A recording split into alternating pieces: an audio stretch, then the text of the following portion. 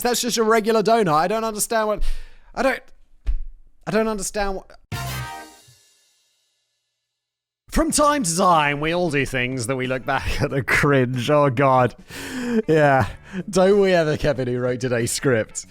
Yeah. Yeah, those things don't haunt me at all. I've never done anything cringeworthy in my life, Kevin. And these memories can haunt us for years. No, they can't, Kevin. Memories aren't real, Kevin. Every now and then, I'll be sitting on the toilet, minding my own business, playing Sudoku, and I'll suddenly remember some embarrassing, cringe-inducing nonsense that I did years ago. Okay. Look, Kevin, I'm glad it's not just me. It's everyone, right? It's everyone. You gotta be like mind of steel to not be like...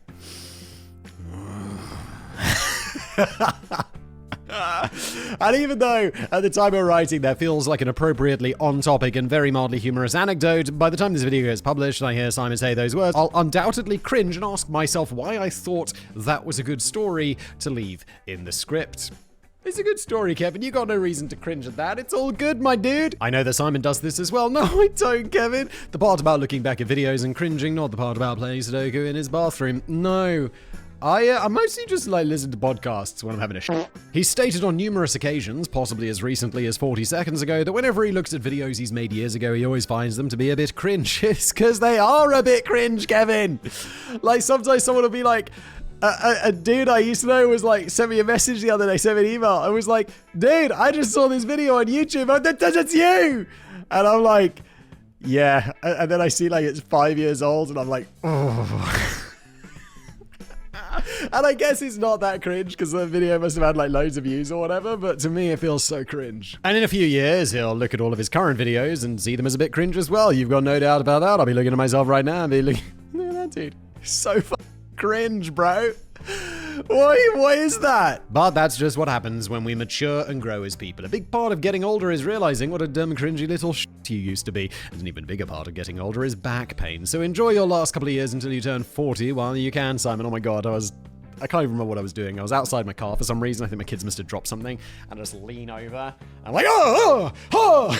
So why is my back hurting so badly? What's going on? And then it passed and it hasn't come back. So that's good news. And since embarking on my fitness journey nearly a couple of years ago now, I can, what's the one called where you lift shit up? Deadlift. Deadlift like a boss, dude. I'm going to be, fuck 40, Kevin. I'm never going to have back pain until I like slip a disc doing a deadlift or whatever, and then I'll just have to have back surgery, and then I'll just get hooked on codeine, and that'll be the end of my career. I'll like drown in a hot tub or something. Today's video is brought to you by Squarespace, the all-in-one website platform that lets you stand out and succeed online, whether you're a budding entrepreneur or running a growing business. Squarespace makes it ridiculously easy to create a stunning website, engage with your audience, and sell, well, anything. Products, content, even your time, all in one place. Now here's the thing. We've all tried building a website, hours of staring at blank screens, trying to figure out just how to make it look halfway decent. Well, here's where Squarespace Design Intelligence comes in. They've got 2 decades of design expertise paired with some very clever AI. So you don't need to be a tech genius, you just need to pick a layout, make a few tweaks, and bam! You got yourself a professional site tailored to your unique style. It's like having a personal website designer without actually having a personal website designer. But wait, there's more. Let's say you want to accept payments. Well, Squarespace Payments makes it easy to set up and start receiving funds from the get-go. And it's all right there. No separate accounts, no fuss, just fast, secure transactions. Your customers can even pay with options like Apple Pay, Klarna, and more, so everybody's happy. And here's one of my favorites, Acuity Scheduling. Imagine your clients booking appointments on their own, leaving you to just check your calendar. It is that easy. Automated reminders, payments, all managed in one spot so you can focus on what you do best. So if you're ready to launch your online presence, head to squarespace.com for a free trial, and when you're set to go live, go to squarespace.com/blaze and you'll save 10% off your first purchase of a website or a domain. Thanks to Squarespace for sponsoring today's video, and now let's dive back. Fortunately for most of us, our cringe-worthy moments only live on in our own memories and possibly on YouTube. But for those in the public spotlight whose cringe was on display for the whole world to see, those moments will live on forever in infamy. Now, I'm writing this the day after the presidential debate between Donald Trump and Kamala Harris, and it would be easy for me to fill this episode with nothing but things that happened during the debate. Very, very easy. But I'm going to stay clear of US politics as much as possible for the episode, lest I get Simon and myself accused of being feds or paid actors trying to throw the outcome of the election. Yeah, I'm always surprised. Like, the amount of people who accuse me of being like a CIA plant is like surprisingly high. I'm like, really, guys? Really? I mean, the CIA, as they say in Homeland. Please don't kill me. That said, there's still one thing we can't ignore. Every now and then a politician does something so mind-numbingly cringy that it transcends politics and becomes a laughingstock in its own right. Oh my god, do you remember the Theresa May? Where she's being interviewed and they're like, so what's the naughtiest thing you've ever done? Which is a stupid question and definitely a question that a PR team should have prepped for. And she's like, I don't know. When I was a child, I ran through a field of corn and knocked over some corn. It's like, oh my god. Really? That's so cringe. And while I never thought I'd see a politician say something even more cringe-inducing than when Hillary Clinton wanted everyone to Pokemon Go to the polls. Oh my god, I don't even know about that, but I just got that feeling where, you know, when you see something that you've done that's extremely cringe, and then sometimes when you see someone else do something that it's so extremely cringe that it feels like it's your own cringe. That's this, Hillary. JD Vance buys donuts. He's the guy who's on Trump's ticket, right? While the Democrats were all gathered in Chicago last month for the Democratic National Convention, Vice Presidential candidate JD Vance went down to Georgia to hit the campaign trail. His first stop was at the what the fuck is that? Lowndes County Sheriff's Office in Valdosta. The fuck is this? Vance met with law enforcement officials and got to tour a room full of seized drugs and weapons. Fucking awesome. He'll be like, can I take a souvenir? Can I?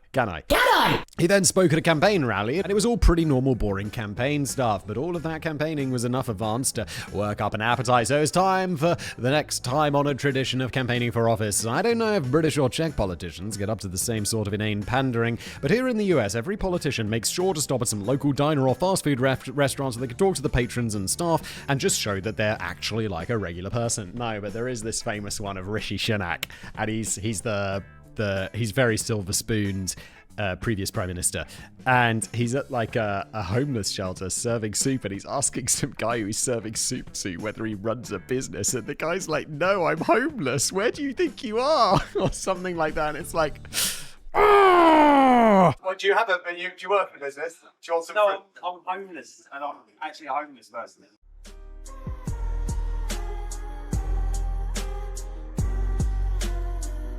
It's called retail politicking, and Vance claims to be a big fan of it, though it's hard to imagine why his stop at Holt's Sweet Shop made him appear to be anything but human, and it was so cringy that it has been compared to the Scott's Tots episode of The Office. I haven't finished The Office. I think I'm like 4 or 5 seasons in, and I don't think I've got to that episode yet. The video opened with Vance walking in and saying, the zoo has come to town. Thank you for letting us come in here.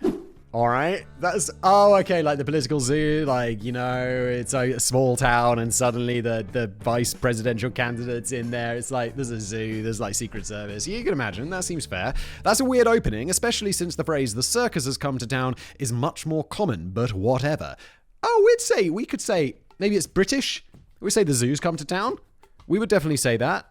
The circus has come to town, I think we would also say, but I would naturally go towards zoo. I'm not sure if that's just me, or whether it's British, or whether me and JD Vance are going to be homies in the future. It was meant to break the ice and address the awkwardness of the otherwise empty establishment suddenly being filled with camera crews and Secret Service, so even if it was a weird phrase, I guess we can let it slide. Totally happy to let it slide. I think this just seems like this is totally fine.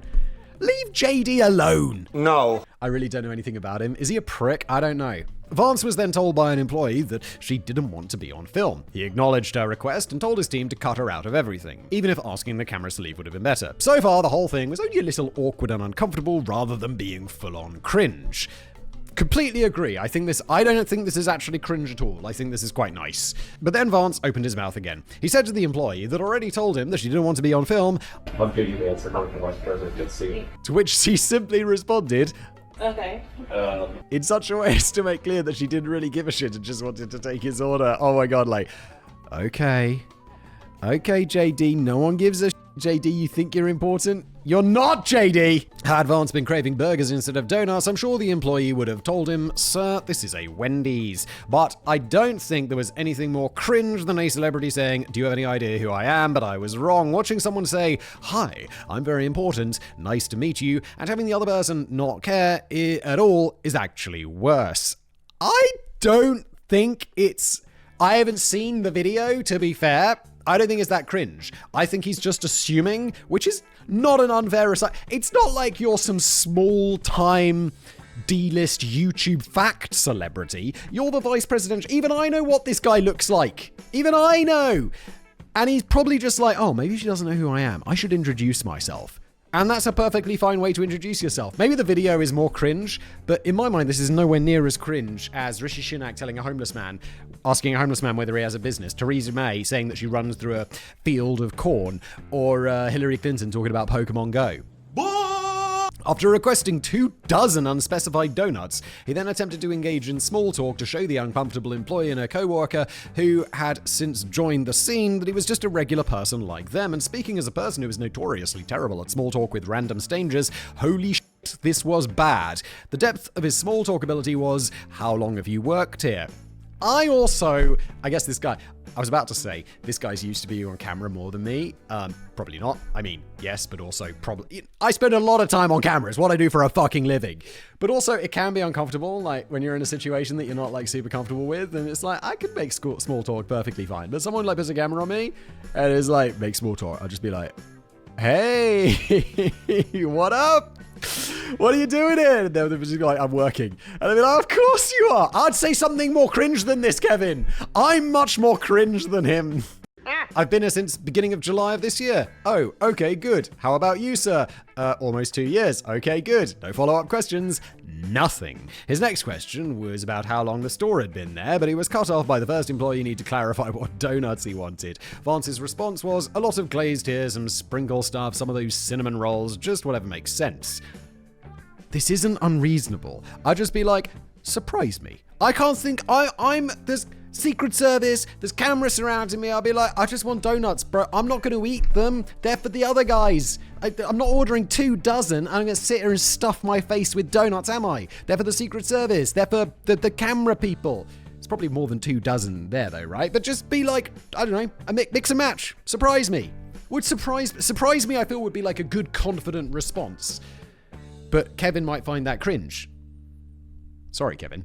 Now look, I've never been to Valdosta. Maybe it's a desolate wasteland and this was the only restaurant around for miles. But seeing as the city has its own art gallery, museum, amusement park, and a population of 55,000, okay, so it's not a small, it's a fairly good-sized town. I'm willing to bet there were other options for food.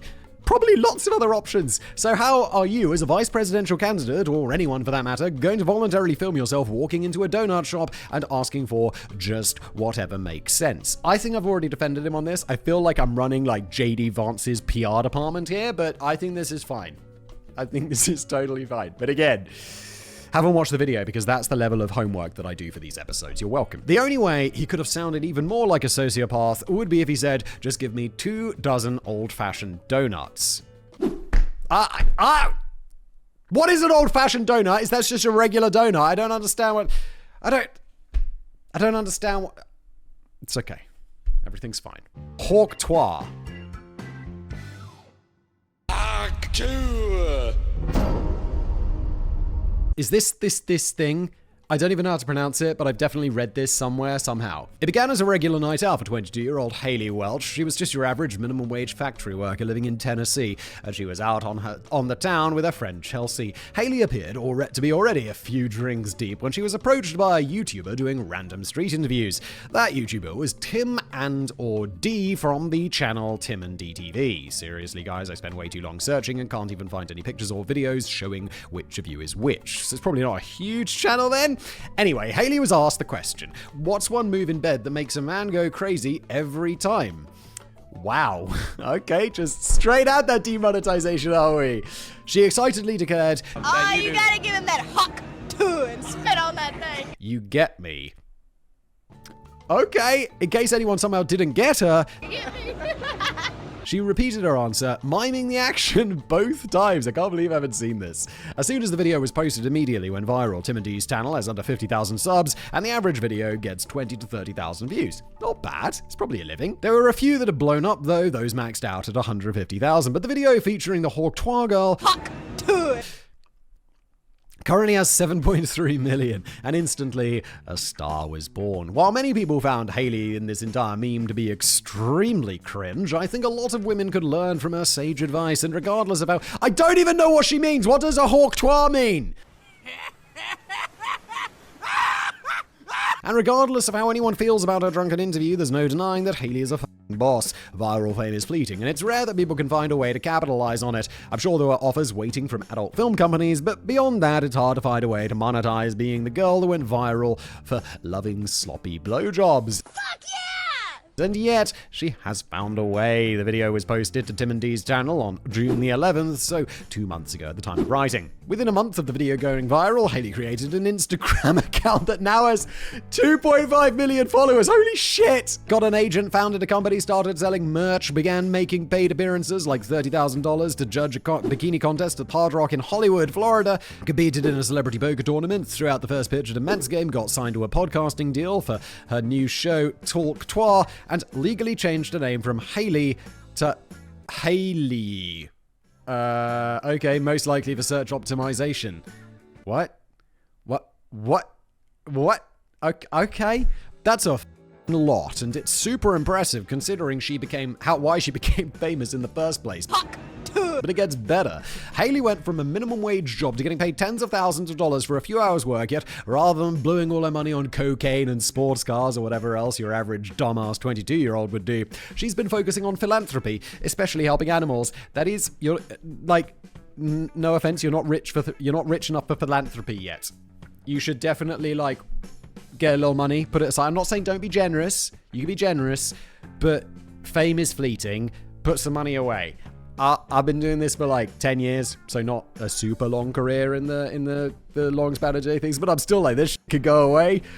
Be like a squirrel, you know? From the clips that I've seen, she seems like a genuinely funny person as well, which will go a long way in allowing her to create a sustainable career as a media personality. Since I'm clearly in Hailey's corner on this one, you may also be wondering why I even included this entry. To start, yeah, we're doing a video about cringe, Kevin. I don't find this particularly cringe. I find this entertaining. And fuck yeah. Go for it. To start, I'm sure some of our more prudish viewers found Hailey's delightful advice to be cringeworthy and vile. Oh, chill out, people.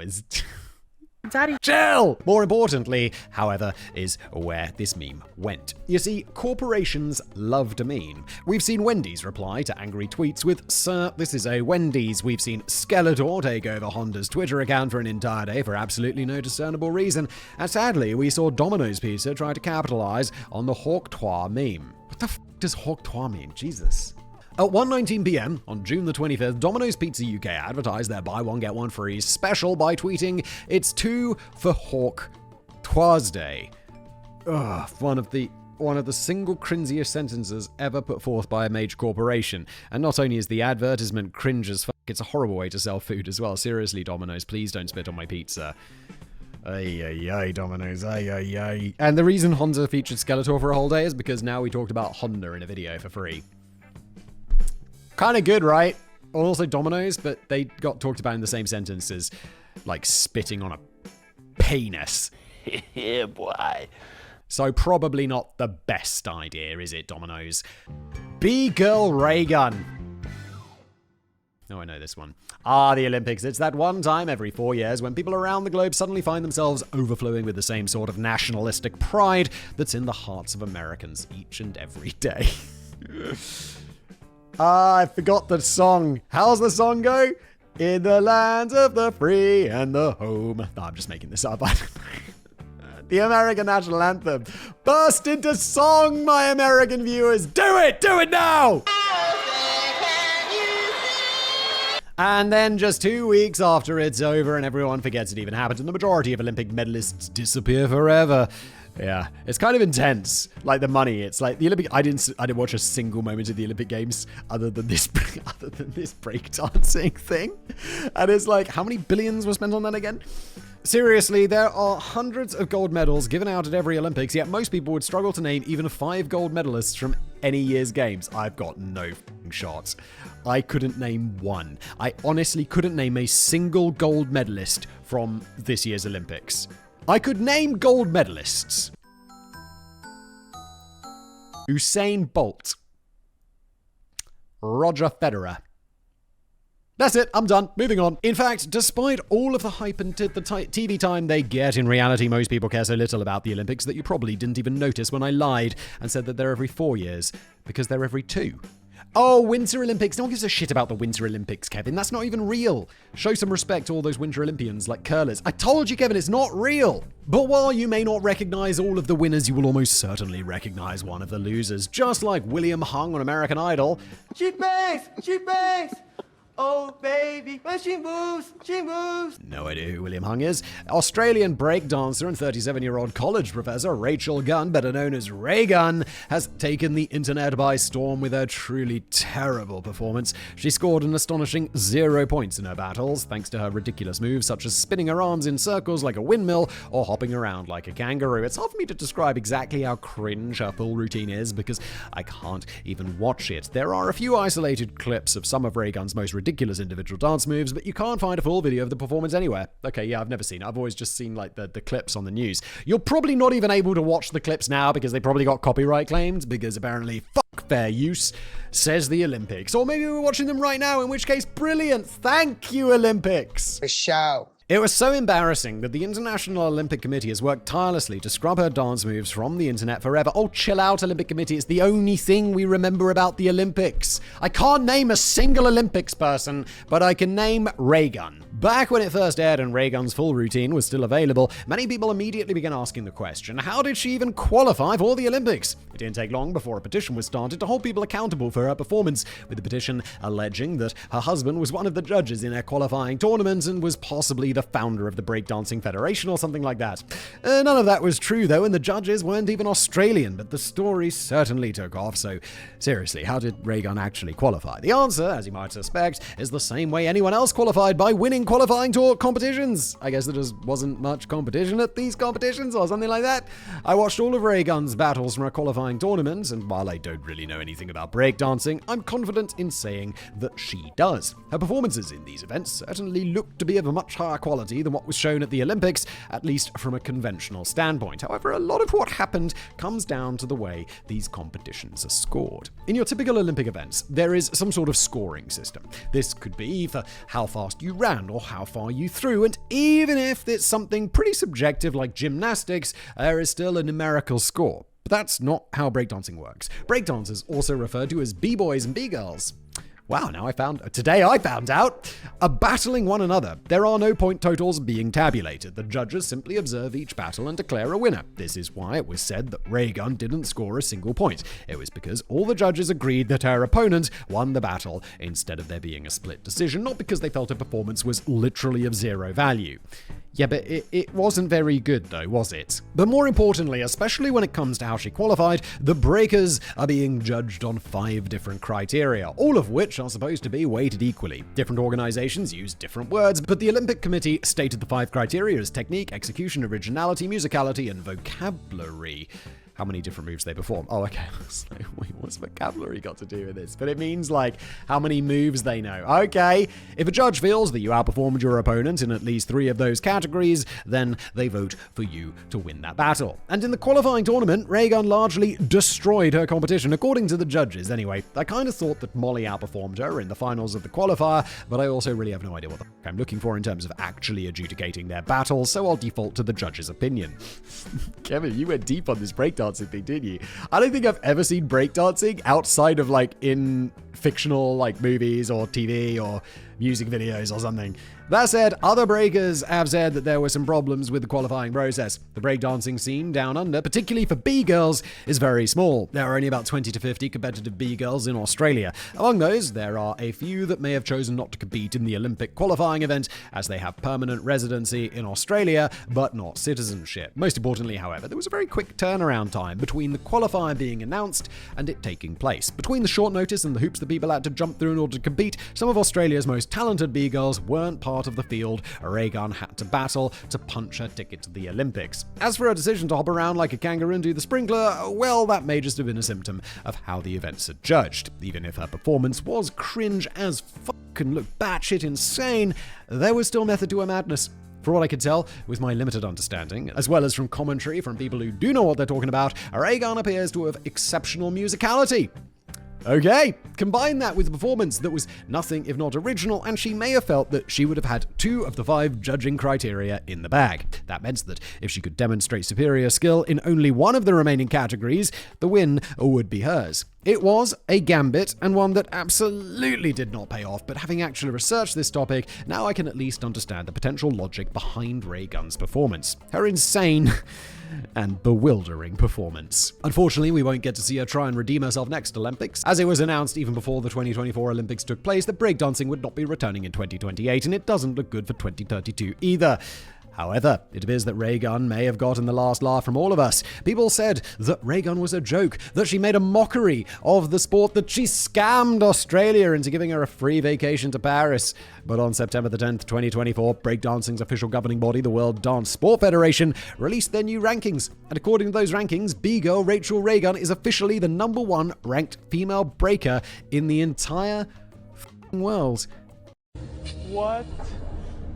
How? How?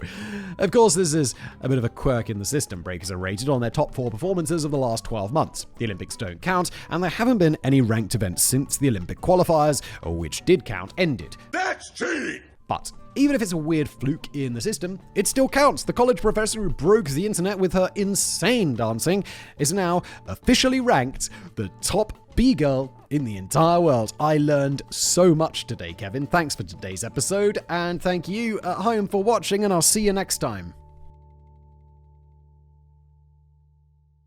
But it wasn't very good though, was it?